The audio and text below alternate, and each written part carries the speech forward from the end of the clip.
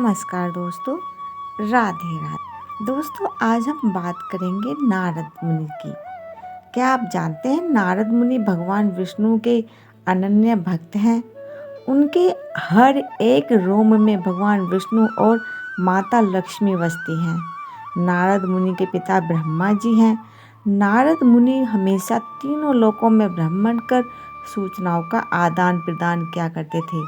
नारद मुनि का आदर सत्कार न केवल देवी देवता मुनि किया करते थे, बल्कि असुर लोक के राजा समेत सारे राक्षस गण भी उनका सम्मान दिया करते थे।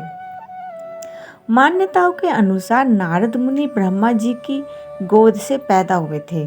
कहते हैं कि ब्रह्मा जी का मानस पुत्र बनने के लिए उन्होंने पिछले जन्मों में कड़ी तपस्या की थी।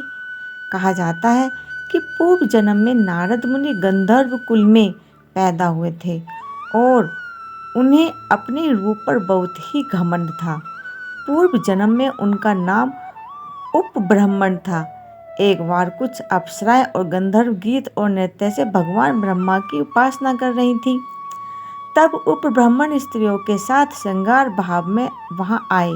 यह देख ब्रह्मा के अत्यंत क्रोधित हो उठे और उपब्रह्मण को श्राप दे दिया कि वह शूद्र योनि में जन्म लेगा। ब्रह्मा जी के शाप से उपब्रह्मण का जन्म एक शूद्र दासी के पुत्र के रूप में हुआ। बालक ने अपना पूरा जीवन ईश्वर की भक्ति में लगाने का संकल्प लिया और ईश्वर को जानने और उनके दर्शन करने की इच्छा पैदा हुई।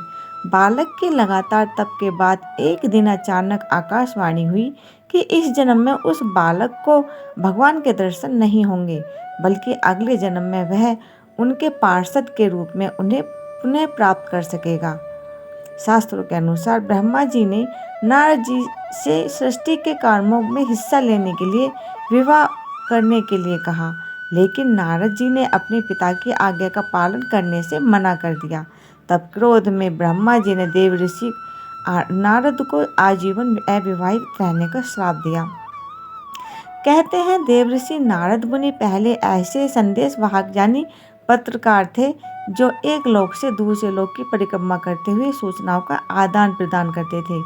वह हमेशा तीनों लोकों में इधर उधर भटकते ही रहते थे। उनकी इस आदत के पीछे की कथा है। दरअसल राजा दक्ष की पत्नी अशक्ति से 10,000 पुत्रों का जन्म हुआ था, लेकिन नारद जी के सभी 10,000 पुत्रों को मोक्ष की शिक्षा देकर राजपाट से वंचित कर दिया था। इस बात से नाराज होकर राजा दक्ष ने नारद जी को श्राप दिया कि वह हमेशा इधर उधर भटकते रहेंगे और एक स्थान पर ज़्यादा समय तक नहीं टिक पाएंगे। दोस्तों, इसी कारण नारद मुनि अब कभी भी एक स्थान पर ज़्यादा देर तक नहीं टिक पाते और उनके इसी श्राप के कारण राजा दक्ष के पुत्र एक गृहस्थ आश्रम को छोड़कर सन्यासी बनने से रुके थे। राधे राधे, जय श्री कृष्ण।